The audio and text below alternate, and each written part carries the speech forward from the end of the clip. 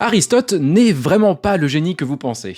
Le mec s'est dit que du jour au lendemain, il allait s'improviser climatologue, et c'est devenu une catastrophe. Dans son traité du ciel, il va expliquer très sérieusement que le climat pourrait influencer, on va dire, le caractère des peuples. Et vous voyez très bien où est-ce que je veux en venir.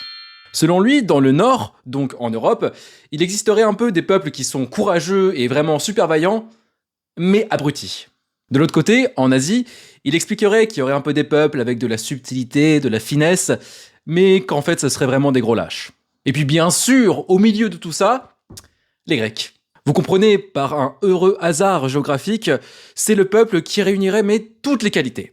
Et vas-y que je te mets de l'intelligence, du courage, de la subtilité, de l'équilibre, bref, quasiment tout quoi. Mais le plus fascinant, c'est que cette idée, elle disparaît pas avec l'Antiquité, hein, surtout pas. Non, non, non, ça serait trop con quand même. Des siècles plus tard, le philosophe Montesquieu va reprendre un peu cette même idée dans son bouquin de l'esprit des lois. Pour lui, les climats vont influencer un peu les mœurs, les lois, mais aussi les formes de gouvernement. Même si ce déterminisme, on va dire, climatique n'est plus affirmé aujourd'hui, bien heureusement, le problème c'est que parfois l'idée réapparaît un peu implicitement et du coup va juste compliquer le processus d'analyse historique qui prend en compte un peu les complémentarités de milieux. Enfin bref, à mon avis, Aristote aurait juste dû se cantonner à la philosophie pour éviter de ressortir des dingueries. Et si tu aimes ce genre de contenu sur l'histoire de l'environnement, n'hésite pas à aller check ma chaîne YouTube.